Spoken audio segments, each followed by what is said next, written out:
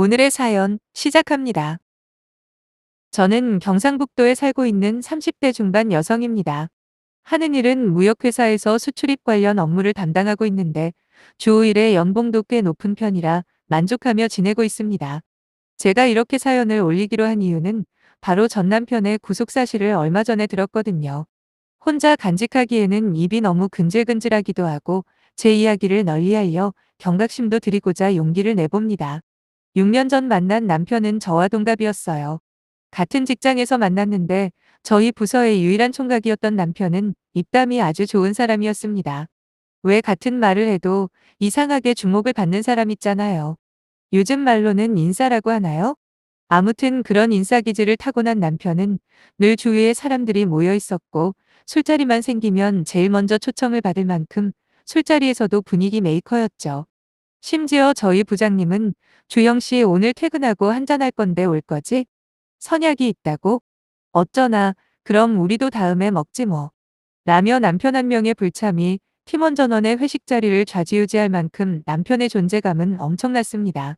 하지만 남편이 빛을 내는 건 술자리뿐만이 아니더라고요. 입담보다 더욱더 사람들에게 인정을 받은 건 바로 남편의 노래 실력이었죠. 한 번이라도 남편의 노래를 들어본 사람들은 입에 침이 마르도록 칭찬을 아끼지 않았고, 특히 결혼을 했던 안 했던 여자 직원들한테 인기 만점이었어요. 원래 이성을 유혹하는 방법 중에 가장 효과적인 게 음악이라고 하잖아요. 실제로 저도 몇 번 노래방을 따라가 들어봤는데 정말 노래 하나만큼은 기가 막히게 잘하더라고요. 남편 말로는 젊을 때 가수가 꿈이어서 실제로 여러 오디션에도 참가했는데 하지만 결국 포기했다고 따로 말하기도 했습니다. 솔직히 인물도 그 정도면 호남형이고 노래 실력도 좋은데 왜 가수가 되지 못했을까 안타깝기까지 했거든요. 아무튼 그만큼 남편은 끼가 많은 사람이었는데 아무래도 부서에서 유일한 총각이다 보니 은근히 남편에게 관심을 두고 있는 여직원들이 꽤 있었어요. 하다못해 우리 부서뿐만 아니라 옆 부서들에서도 남편을 좋아하는 사람들이 있다는 소문이 돌더군요. 우리 회사의 인기남이자 마스코트였던 남편은 정작 연애에는 관심이 없어 보였습니다. 늘 퇴근하면 친구들이나 회사 동료들과 술자리를 가지고 마지막 코스는 당연히 노래방이었던 남편이 어느 날 뜬금없이 제게 그러더라고요. "미숙 씨는 왜 저만 보면 피해요?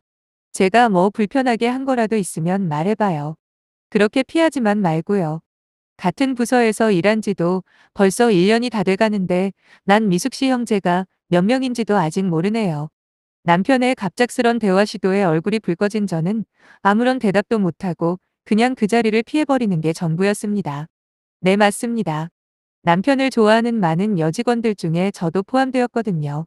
하지만 워낙 자신감이 없던 저는 언감생심 남편을 좋아하는 마음을 표현하기는커녕 우연이라도 둘이 같이 있기라도 하면 도망가기 바빴는데 그런 제게 남편은 오히려 관심이 생겼나 봐요. 어느 날 회식 자리에서 공개적으로 고백을 하는 겁니다.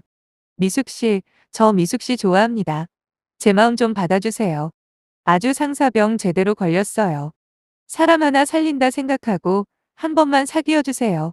라는 생뚱맞은 남편의 고백에 주위 동료들은 휘파람을 불고 환호를 지르며 이구동성으로 사귀라고 소리를 지르더라고요.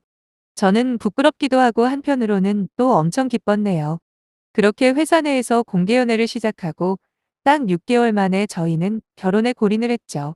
둘 다 나이가 어린 편이 아니라 그런지 영가 집안에서 하도 결혼을 재촉을 하길래 저희는 어차피 결혼할 마음이 있는데 미룰 필요가 있냐 하면서 빠르게 진행을 했습니다.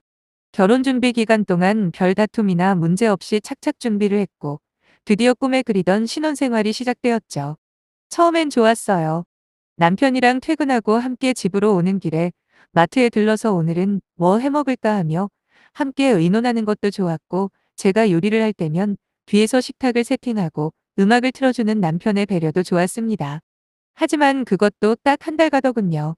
신혼의 달콤한 말이죠. 그 후로는 바로 현실이었습니다. 가장 저를 힘들게 한 건 바로 시어머니의 참견이었네요. 저희 집 얻을 때 딱 반반 돈 내서 얻었습니다. 그래서 명의도 공동으로 한 거고요. 하지만 시어머니는 수시로 자기 집 드나들듯이 저희 신혼집을 찾아오시는 겁니다. 거기다 제가 살림하는 거 하나하나 꼬투리 잡으면서 저를 괴롭히셨죠. 하도 뭐라고 하시니까 저도 어쩔 수 없이 한마디 했네요. 어머니, 저 살림 못하는 거 알아요. 하지만 조금씩 노력하고 있으니 조금만 이쁘게 봐주시면 안 돼요? 라고요. 하지만 어머님은 오히려 짜증을 내시며 누구는 살림 배워서 한다니? 다 자기가 알아서 눈치껏 하는 거지. 니네 집에선 이런 것도 안 가르치고 시집을 보낸 거야? 하면서 혀까지 끌끌 차시는 거예요. 다른 건 몰라도 니네 집이라는 표현이 무척 거슬리더라고요. 어머니 말씀이 좀 지나치신 거 아니에요? 아무리 제가 살림이 서툴러도 그렇지. 저희 부모님까지 언급하시는 건 아니죠. 하고 단호하게 따졌습니다. 그랬더니 시어머니는 더 이상 아무 말 못하고 돌아가셨는데 그 뒤로 저는 완전히 찍혀서 나쁜 며느리가 되어버렸습니다. 하지만 제가 틀린 말을 한 것도 아니고 바른 말 한마디 했다고 미움을 받는다 해도 그건 어쩔 수 없다 생각하고 무시하면서 살았어요. 그런데 시어머니만 절 힘들게 한 게 아니더군요. 한동안 잠잠하던 남편이 슬슬 본색을 드러내는 겁니다. 신혼 초에는 일주일에 한 번 정도 술자리를 가지던 남편은 시간이 지날수록 사람들과 어울리는 횟수를 늘려갔는데 당연히 노래방은 필수였죠. 한두 번도 아니고 이대로 그냥 놔둘 수는 없다 싶더군요. 그래서 요즘 왜 이렇게 자주 마시냐고, 우리가 결혼한 지 10년이 된 것도 아니고 이제 따끈따끈한 신혼인데 술을 마시더라도 적당히 마시고 들어와야 하는 거 아니냐 따졌어요. 거기다 새벽에 들어오는 건 진짜 아닌 것 같다 했더니 남편은 말로는 미안하다 하긴 하더군요. 하지만 술 자체는 빨리 마셨는데 그놈의 노래방 때문에 늦었다고 하길래 도대체 그놈의 노래방에 꿀 발라놨냐 소리치며 혹시 자기도 다른 사람들처럼 아가씨들 부르고 뭐 그러는 건 아니지? 라고 물어본 적도 있습니다. 솔직히 제가 순진한 건지 아님 멍청한 건지 노래방은 노래만 하는 곳인 줄 알았거든요. 그나마 결혼한 후에 주위 사람들에게 저희 남편이 노래방을 자주 간다고 말했더니 다들 깜짝 놀라시더라고요. 그러면서 남편 단돌이 잘하라고 이것저것 알려주셔서 그제야 알았네요. 하지만 전 그때까지만 해도 남편이 노래 부르는 걸 워낙 좋아하니 순수하게 노래방을 자주 간다고만 생각했죠. 그때도 남편은 제 물음에 너무도 당당하게 대답을 하더라고요. 당연하지. 의심되면 아무 때나 전화해도 좋아 좋고. 정 의심되면 불시에 영상통화 걸어도 좋아. 과연 아가씨가 있나 없나 확인해 보라고. 내가 3초 안에 받을 테니까 꼭 전화해봐. 그래야 나도 의심을 벗지. 아무튼 난 씻고 잔다. 라며 화장실로 들어가는데 그때는 믿음이 안 갈 수가 없었네요. 게다가 실제로 전화를 한 적도 몇 번 있습니다. 딱히 의심이 되거나 그래서 한 건 아니고요. 그냥 너무 늦으니까 걱정돼서 그리고 보고 싶어서 전화를 하면 남편은 정말 거의 바로 받았고 영상통화를 한 적도 있습니다. 실제로 남편이 자신만만했던 것처럼 그곳의 아가씨들은 안 보여서 오히려 더 남편을 신뢰하게 되었는데 진짜 멍청해도 이렇게 멍청할 수가 있을까요?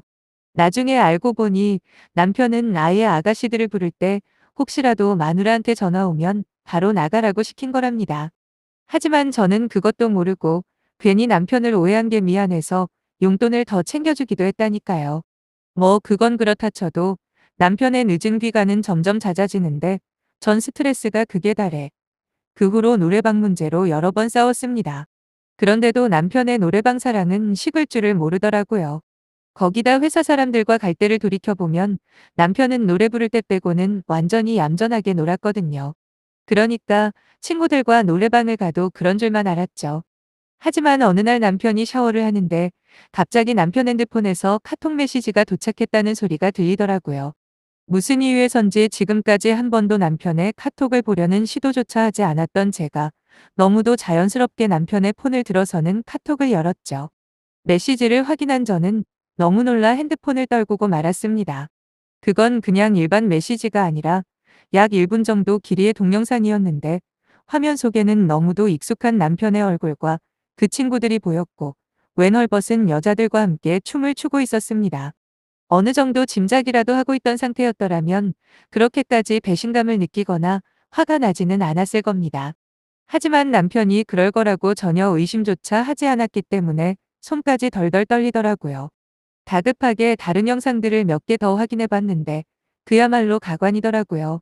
제가 맨 처음 본 영상은 양반이었습니다.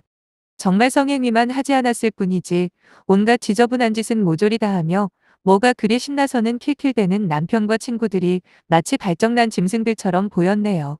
그러다 남편이 샤워를 마치고 나오는 소리가 들리자마자 저는 급하게 몇 개의 영상을 제 카톡으로 보내고 남편을 뚫어져라 노려봤죠.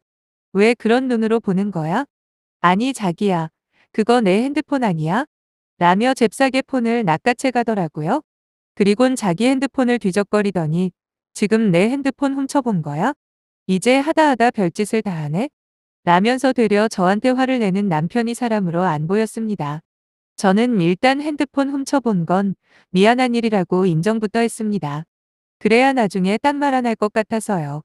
그리곤 본격적으로 따져들기 시작했죠. 근데 너 노래방에서 노래만 부른다며? 아니던데? 너야말로 별짓 다 했더만. 네가 인간이면 어떻게 결혼한 지 4개월도 안 돼서 그딴 짓을 하고 돌아다니니? 아니지. 결혼이 문제가 아니라 애초에 그런 인간이었겠지. 난 더 할 말 없으니까 우리 그만하자. 너 같은 놈을 믿고 평생 살려고 한 내가 병신 중에 상병신이다. 저는 그 말을 끝으로 곧바로 친정으로 왔고 이혼 소송을 진행했습니다. 제가 가진 영상이라곤 노래방에서 여자들과 질펀하게 노는 몇 개뿐이었는데 불행히도 그걸로는 배우자의 유책 사유로 인정이 안 된다고 하더라고요. 그걸 알게 된 남편은 의기영양하게 전화를 해서는 약 올리듯 말하는 거예요. 그냥 한 번만 봐주고 집으로 들어오라고. 어차피 이혼해도 제가 챙길 게 별로 없다는 남편은 요즘 세상이 아무리 달라졌다고 해도 대한민국에서 이혼녀 딱지 달고 사는 게 어디 보통 일이냐는 겁니다. 진짜 일말의 반성도 안 했더군요. 제가 한마디도 안 하고 침묵으로 일관하니까 그제서야 자기가 잘못했으니까 그냥 넘어가자고 앞으로 노래방도 안 간다고 약속까지 하는데 그 말을 제가 어떻게 믿겠습니까? 솔직히 믿는다고 해도 애초에 저를 속인 남자를 다시 믿는다는 게 말이 안 되잖아요. 전 다 필요 없고 이혼할 거라고 계속 고집을 피웠습니다. 그랬더니 이번엔 태도를 바꾸는 겁니다. 막말로 자기가 노래방 사건 말고 모자란 게 뭐가 있냐며 일자라고 돈도 꼬박꼬박 가져다 준다는 걸 자랑이라고 떠들어대더군요. 정말 코웃음이 나왔네요. 멀쩡한 정신 박힌 놈이면 당연히 해야 할 일을 생색내는 게 너무 가소로웠거든요. 자꾸 떠들어대는 남편에게 저도 한마디 남겼습니다. 너도 참 쓰레기 중에 쓰레기다. 노래방 가서 여자들이랑 논 것도 용서 못하지만 그것보다 나한테 거짓말한 거는 왜 빼니? 그리고 다른 게 아무리 완벽하다 해도 와이프 속이고 노래방에서 다른 여자들이랑 그런 짓을 하는 남자랑 누가 살 것 같냐? 반반이 혼이던 말던 아무 상관없어. 난 무조건 너랑 이혼할 거야. 라고 말하곤 전화를 끊어버렸어요. 그 후로 길고 긴 법정 싸움 끝에 결국 남편 말대로 반반 이혼을 했습니다. 저는 너무 억울했지만 그래도 그 인간과 정리를 했다는데 만족을 하고 이혼녀 소리 들으면서 더 악착같이 일에 매달렸고 덕분에 지금은 최연소 팀장까지 달았습니다. 그렇게 제 인생은 아무 걱정 없이 하루하루 알차게 익어가고 있는 중이죠. 헌데 남편은 어떻게 되었냐고요? 당연히 다른 회사로 갔죠. 제가 남편에게 그랬거든요. 이혼했다고 끝낼 거라 생각하지 말라고요. 앞으로 회사에서 널 또 볼 생각을 하니까 벌써부터 구역질이 올라오려 한다. 그러니까 사표 쓰고 다른 데로 꺼지라고 했습니다. 너 정도 거짓말 실력이면 충분히 일할 때 구할 수 있을지도 뭐 그건 네가 알아서 하고 아무튼 이번 달 내로 사표 쓰라고 했죠. 그랬더니 남편은 징그럽게 웃으면서 이혼까지 한마당에 내가 왜 네 말을 들어야 하냐? 그만두려면 네가 그만두던가. 난 아무 상관없거든. 라고 저를 비웃더라고요. 남편의 그런 반응은 이미 예상을 했던지라 절대 후회하지 말라고 경고하곤 자리를 떠나버렸어요. 저는 그날 밤 제가 이혼한 이유라는 제목으로 남편의 노래방 영상들을 뿌리기 시작했습니다. 일단 가장 먼저 전시 부모님께 보냈고 그리고 회사 동료들한테도 전부 보냈죠. 당연히 남편은 고소한 애만의 난리를 쳤지만 상관없었어요. 그냥 이대로 보내주기에는 너무 억울했으니까요. 그리고 고소를 해봐야 벌금 내면 그만이라는 생각도 있었고요. 영상이 돌고 난 후 얼마 지나지 않아 남편은 회사에서 완전히 죽일 놈이 되었고 사람들은 저를 동정하며 위로해주더라고요. 사실 위로를 바란 거 아니었습니다. 그다지 큰 위로가 되지도 않았고요. 결국 남편은 일주일을 다니다가 회사에서 권고사직 명령을 받고 사표를 쓰고 회사를 그만뒀는데 그 후로는 소식이 끊어졌어요. 그리고 몇 년이 흐른 지난주에 충격적인 전 남편의 현재 상황을 전해들었네요. 정말 생긴 대로 논다더니 글쎄 코로나 때문에 노래방을 거의 끊다시피 했던 남편이 이번 정부가 바뀌고 방역 제재가 풀리자마자 물 만난 물고기처럼 친한 친구들과 노래방을 열심히 다녔다고 하더라고요. 그리고 집버릇게 못 준다고 또 동영상을 촬영하기 시작했는데 이번엔 아주 수위가 센 영상들을 찍었다네요. 문제는 그걸 또 자기들끼리 돌리고 히히덕거린 거죠. 그러다 친구 와이프한테 딱 걸렸고 그 와이프는 가차없이 바로 경찰에 신고를 해버렸답니다. 제 경우와는 다르게 무슨 성폭력에 관한 특별법이 적용되는 케이스라 바로 조사 들어가서 입건까지 되었다고 하더라고요. 이게 무슨 개망신인지 거기다 남편은 실제로 행위하는 영상까지 찍어서 돌리는 바람에 가중처벌까지 받게 돼서 빼박 감옥행이라고 합니다. 이 이야기를 전해준 직장 동료는 자기도 너무 놀랐다며 그 일로 인해 전 남편과 그 친구들 집안이 아주 쑥대밭이 되었다네요. 이래서 인과응보라는 말이 생겨났나 싶더라고요. 사실 그때 그렇게 전 남편을 쫓아내고 계속해서 뒤가 개운하지 않았는데 이제야 뭔가 제대로 마침표를 찍은 느낌이랄까요? 아무튼 갑자기 생각나서 주저리주저리 제 이야기를 해봤는데 어떠셨는지 모르겠네요. 한때는 제 남편이었던 사람이었지만 결국 못된 버릇 못 고치고 감옥까지 갔다는데 그냥 넘어갈 수가 있나요? 이렇게 많은 사람들이 알 수 있게 사연이라도 보내야 예의 아닐까요? 꼭 읽어주시면 감사하겠고요. 다들 행복한 하루 되세요.